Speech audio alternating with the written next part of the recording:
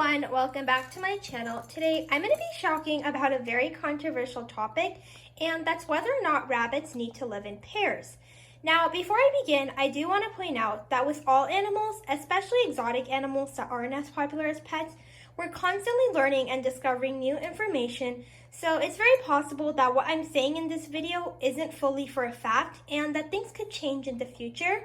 I am going to try to use the most up-to-date information I have access to, but as this is a very controversial topic and care standards are different in every single country, I am only going to be able to give my perspective, and maybe in the future, once we know more about rabbits and their social needs, I can give a more in-depth video. I also just want to add that I'm not a rabbit expert and I don't have any training to work with animals. I'm strictly going to be speaking off of my experience and projecting a couple of my own opinions, since really what this comes down to is everyone's own perception on the different facts. I'm also really excited to announce this, but I actually have a giveaway opportunity. It's not through my channel, I'm not that rich yet, but it's through another small local breeder in my area called Aztec Dragons by Dustin. He's a crested gecko breeder local to me, and he breeds amazing high quality crested geckos for an amazing price. I think any gecko you buy from him is pretty much equivalent to a giveaway because he actually works with the soft scale and super soft scale gene, which is really hard to find and is really rare and usually really expensive, but all of his geckos are priced really affordably. The most expensive gecko on his page is about $200, which really isn't that bad considering crested geckos can go up into the thousands. And he also has a lot of really beautiful geckos that are really affordable in less than $100. He is also hosting this giveaway that actually partners with different COVID-19 charities. I know that everyone is in a different financial situation, especially during this pandemic, so I'm not saying that you're obligated to donate or that anyone is. I'm just saying it shows the type of person he is, that he's caring not only about his own success, but he actually wants to help other people. I'll make sure to put all the information in his description box, but a couple ways that you guys can enter is actually by watching his YouTube video about his giveaway, where he has all the information on how to enter. In that video, you can also subscribe and like it, and that'll give you extra entries. I feel like a lot of giveaways these days are just for really crappy products that are really cheap, and you end up with a bunch of junk that you never use. But everything in this giveaway is actually really high quality things. And if you're looking at crested geckos, or honestly any New Caledonian gecko species, I think all of these things will be very useful. Some of the prizes you can win are an 18 by 18 by 24 enclosure, which is an amazing size. He also has feeding ledges and Pangea food giveaway, and for those of you that don't know, Pangea crested gecko food is one of the best diets you can feed your animals. So I promise if you do win this giveaway, you're not going to be disappointed with any of the prizes. A lot of the ways to enter this giveaway is through Facebook, but I am going to be putting a lot of the YouTube links in the description box. I know not all of you have Facebook, or some of you might not even be old enough, because I know Instagram is more trendy these days. But if you have been thinking about making a Facebook, this would be a perfect time and a great way to win a few more opportunities in a giveaway. And if you're not quite old enough to have a Facebook, you can just go on your parents' accounts and be sure to like the page. I think the reptile breeding industry can be very shady, which is quite sad because reptiles are amazing pets. I have a hard time really recommending animals for people, especially sugar gliders and rabbits, because they are such high maintenance, and I think a lot of the times they're more work. But I don't think crested geckos are one of those species. I think they make really good pets. They thrive in captivity. They're almost thought to be extinct, but luckily with all the breeding, and since they do so well, numbers have plummeted in captivity. You can find them at pretty much any reptile expo now.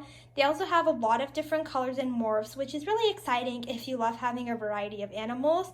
And they don't need any special heating or UVB. However, it's always good to do your own research. This is not a care guide. This giveaway is completely free to enter. You're going to be winning some awesome supplies, and you even have the potential to win a 50% off coupon for one of Dustin's crested geckos, which, like I said, are already amazing prices.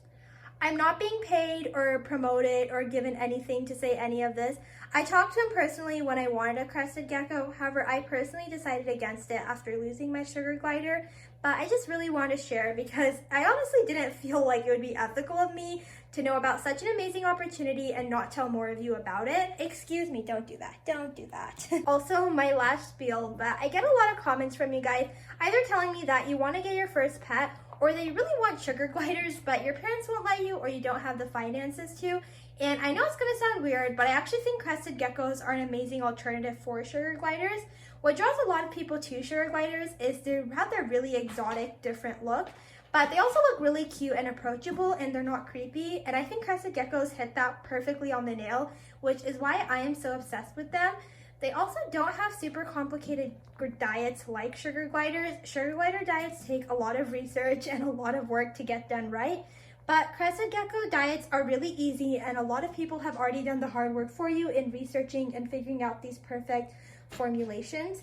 Crested geckos are also a lot more affordable, not only to buy, but also to maintain. And if your parents are one of those that only want you to have one pet, which I don't understand because pets are awesome, but I know a lot of parents have rules like that, you can get a single crested gecko because they're not social and they can do completely fine on their own. Speaking of doing fine on their own, that kind of translates us to talking about rabbits and whether or not they need companionship. It's a fact that rabbits are social animals, but how you interpret this fact is really left up to you. Social animals are animals that have natural instincts and inclinations to want to group together and be with other animals, usually of their own species. This is a natural instinct, but how social each animal is depends on the individual and a little bit on the species. For example, humans are social animals, but there are a lot of people that are a lot more introverted than others, but that doesn't change the fact that we're still a social species. Dogs are another very highly social species, but you don't see people saying that dogs need to be in pairs. Even though dogs are highly social, they've been bred for hundreds of years to live alongside humans, and it seems that they're perfectly content living on their own as long as they get lots of human interaction, and some dogs actually prefer to be the only dog. I guess what I'm trying to say is whether or not an animal should live alone or in a group is a lot more complicated than just looking at their instincts in the wild. For example, in the wild, dwarf hamsters are very social, but in captivity, it's actually not the best to keep them together, even though a lot of people do, because there's just so much room for something to go wrong. A lot of other animals that we keep solitary in captivity, like chameleons, actually do have social structures in the wild, which is why you'll see zoos and larger parks actually being able to cohabitate them. So if that isn't complicated enough, it's pretty hard to figure out where rabbits would fall on that spectrum. Everyone has a different opinion, and which is why it's so controversial, but today I just want to talk about my opinion and my thoughts regarding it. After having a single rabbit for almost 3 years, and now having a bonded pair. When I first got my rabbit, having single rabbits seemed to be the norm, and most people, even a lot of the rabbit experts and rabbit YouTubers, were very okay with having single rabbits. Since then, a lot of rabbit care standards have changed. When I first got my rabbit, keeping them in pen or NIC condos was the norm, and having an entire room dedicated to your pets or rabbits was pretty ridiculous. Now, it seems like people are advocating for a lot bigger pens, and they realize that rabbits do a lot better having more space. In the same way, our standards and our views on having single rabbits have progressed a lot, and now a lot of people advocate and tell people to aim for having a bonded pair. I think the fact is that rabbits are social animals, and they are intelligent enough to form close bonds with their human companions. Some animals, like guinea pigs, who are kind of related to rabbits, who are highly social, I don't think are intelligent enough to have a full bond with humans. So in that case, I think it's pretty unethical to have a guinea pig alone. But a lot of people have been able to have rabbits alone, and since they do seem to be on the more intelligent side, people have kind of been able to become their rabbit's bonded mate. Now, just because you can do something doesn't mean you necessarily should. It kind of brings us to the question of whether it's ethical to keep a single rabbit, even though many of them do seem to do perfectly fine on their own. In my opinion, every single rabbit can benefit from having a bonded mate. Of course, there's always exceptions, but I feel like whenever you bring up the exceptions, everyone thinks that their rabbit is the exception. And if that were true, it wouldn't really be called an exception. So I'm pretty sure that you probably don't have one of the few exceptions to this rule. So I'm just going to say it as a fact that all rabbits would benefit from having a second rabbit, full-time bonded mate. I think humans are a fine substitute for a rabbit, but they're a pretty poor substitute. You can't be with your rabbit 24/7, and even if you could, you can't do all the things a second rabbit could. You can't truly groom them, you can't truly play with them, and most of all, you can't really communicate with them. As humans, we're a completely different species, and we have no way of really understanding our rabbits' exact body language and changes. So back to the question of, can rabbits live alone? I do think rabbits can live alone, and I do think they can live pretty happily. I do think there are some rabbits that are never going to be at their 100% living alone. This rabbit, for example, he's very timid. A lot of people think that whenever I say timid, it means that he's not tame and I haven't done any work with him, which, as you can see, is not true. Just by nature, as a prey animal, he's a little bit more skittish, and he doesn't love a lot of chaos. When there's a lot of big things going on, he gets a little bit stressed out, and those are moments he likes to hide. When I come in the room, it's not his first instinct to want to approach the cage and beg for treats, because for him, he just saw a scary big thing happen, and he doesn't quite know what's going on. This is not because I haven't socialized him and exposed him to these things. It's because it's his natural instincts. I think rabbits like him really should have a bonded companion, and I think you're gonna have a lot better experience having two rabbits because he is very shy when he's on his own. But having my second rabbit, he feels a lot more confident. They're a great source of comfort for each other, and he's a lot braver, and he looks to my first rabbit for attention and kind of like direction. My first rabbit, however, Sachin, is pretty confident, and I don't think he really needed a bonded companion the same way Bachin does, because Bachin really looks to Sachin before he does anything, and Sachin doesn't care that much. However, with Sachin being such a needy rabbit, he's literally always begging for pets and grooms and attention. I think he really does benefit, and he's way happier having a bonded mate. A lot of people tell me that their rabbit is completely fine living on their own, which, like I said, I do think rabbits can live fine on their own. I just think that they would all be happier having a bonded mate. And as pet owners, I don't think it's our job just to give our animals the bare minimum and let them survive. We really do want them to thrive. So for me, being a pet owner, if I know that there's something I can do that's going to enrich my rabbit's life so much and make them so much happier, I don't understand why I wouldn't do it. Because rabbits benefit so much from having a companion of the same species, a lot of countries have made it illegal to have a single rabbit, and a lot of rescues have actually put policies in place where they don't adopt out single rabbits unless you already have a single rabbit at home, and for the most part, they really want rabbits to go in pairs since that's how they do best. The reason I advocate so strongly for rabbits being in bonded pairs is because they live a really long time. Rabbits live 8 to 12 years, and they could potentially live longer as we learn new information. So let's say you get a rabbit when you're 12 years old.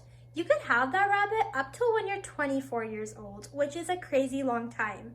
By the time you're 12 to 24, you would have started and graduated high school, probably started and graduated college, and you might have a job, you might be married, and you might even have kids. That's a lot of lifestyle changes that your rabbit is hopefully going to be with you through. And in that time, I think there are definitely stages where you aren't going to be there to be your rabbit's full-time companion. And during those times, you're really going to suffer. I think when the time comes that you have to get a second rabbit, that's probably going to be very difficult to do. I don't think having two rabbits in itself is difficult. Of course, it is double the work, double the mess, and double the food. But personally, I don't think rabbits are that much work if you keep up with it daily. I don't think rabbits are that much mess when they're litter trained, and I don't think rabbits need that much food, especially considering their food is so affordable and most of it is hay that you can buy from a farm store. So I don't think the process of having two rabbits is necessarily difficult. I think the process of bonding rabbits can be a huge process, and it's not a 100% foolproof way. There's a lot of rabbits whose bonds are never really 100%, and maybe they can live together some months of the year and other months you'll have to separate them. They also just might not ever get along, and you'll have to keep them permanently separated, or it can just be a huge process where it takes years to completely bond them. Assuming you don't have time to be your rabbit's full-time bonded mate and you go out and get a second rabbit, there's no way that you're gonna have time to properly bond them. And I think that's kind of where it goes into a really bad cycle of either you get a second rabbit and then you have two rabbits that are living alone that you aren't able to bond because you don't have enough time and you're not really able to give either of them a lot of attention. Or you keep your single rabbit and they're just getting neglected and they're not getting the proper care they need. And a lot of times this can cause them to act out and become aggressive, and then you're getting even less attention. I also understand that a lot of you do live at home and you don't have the choice to get another rabbit because it's just not in your cards right now. But I do think it's something that's really worth fighting for, especially when you're younger and you have the time and ability to bond them properly. I think that's when it's most important. The older your rabbit gets and the longer they go without having a bonded mate, the more difficult it's going to be. There are also a lot of amazing resources on bonding rabbits, and I hope I didn't scare you guys too much. It's really not as intimidating as it seems. I think when you're originally doing it, you have to be very dedicated and set aside a lot of time to do it. Now, do I think you're an awful person for having a single rabbit? No, I don't. Like I said, rabbit care standards are changing so quickly, and a lot of you might have gotten a single rabbit when it was more acceptable or when there was less known about their social needs. And I don't think that's necessarily your fault, and I think at that point you kind of have to do the best you can with the cards you've been dealt and just give them as much attention and love and try to get them a second rabbit whenever the timing is right. However, I do think if you have the ability and resources to get a second rabbit and you're refusing to do so, that is selfish. A lot of people complain that they don't have time, and to that I always say that nobody has time. You have to make time for the things that are important. And I think especially if you have the ability to get a second rabbit, you really should do so since they benefit so much. And I almost feel like it's an ethical obligation to provide your pets the absolute best care that they can have. And when you're not doing that, I think that's really wrong. I also personally do think it's a little bit selfish if you're going out and getting a single rabbit, especially right now after you've watched this video. If you do agree with what I'm saying and realize that rabbits are social animals and really need a companion, I don't think there's any point in adopting a single rabbit now, especially if you know for a fact that your parents aren't going to allow you to have a second rabbit. There's no point in bringing a first rabbit home. Animals are just a part of our lives, but we're their entire lives, so we really are obligated and we really should do everything we can to provide the most for them. So I don't think it's right to bring an animal in the home and give them less than what they deserve. And every rabbit deserves to be with a second rabbit and have a full-time bonded mate. I do want to go over a couple things really briefly, but all of these topics really do deserve their own video. The first is taking your rabbit to events like Hoppy Hour. These are not a substitute and these aren't an excuse for not having a bonded companion. Taking your rabbit to these different events where they can just interact with a bunch of rabbits is a sort of way to socialize your rabbit, but it's not equivalent to them having a bonded mate. When they have a bonded mate, they're with each other 24/7 and they actually work on building and strengthening their relationship. They learn to communicate well, they learn each other's quirks, and they learn to comfort each other. But when you're just putting rabbits surrounded by a bunch of other rabbits, they're just kind of getting hyper socialized all at once. And I personally don't think it's very good to do that. I think it can be very stressful for the rabbits. I think they can also be in a very dangerous situation, especially if the person who is moderating it isn't very familiar with rabbit body language. And even though rabbit body language is really a good way to judge how they're feeling, it's not always foolproof and it is pretty easy to misinterpret, especially considering they don't have any vocal signs. So I just think it's a very dangerous situation. But if you do want to do it, that's up to you, and I don't think it's a substitute for them having a full-time bonded. The only time I could see it being okay is if you can't get another rabbit, and maybe you have a really close friend who also can't get another rabbit. I think it would be potentially okay for you guys to introduce your rabbits and let them have kind of like play dates together. However, again, I really don't think any of these are substitutes, and I think they're just gonna buy you a little bit of time before you have to get a second rabbit, but that should always be the end goal. Another thing I hear all the time, which I think is actually quite sad, is that people don't want to get a second rabbit because they think that their bond with their first rabbit is going to diminish. Now, people have different opinions on whether getting a second rabbit actually affects your bond with your first rabbit. Personally, I think it can. Rabbits, like I said, are highly social, and when you have a single rabbit, they pretty much expect you to meet all of their needs. And when they have a bonded rabbit, they might not need you as much, but I don't think this actually hurts your bond. I think they're still just as attached to you and love you just as much, but sometimes they might not come to you for everything. I do, however, think that the actual bonding process, if you go about it incorrectly, can hurt your bond. Especially if it's a situation where there's a lot of aggression and a lot of territorialness. Your first rabbit might not understand why you're putting it in that stressful and unpleasant situation.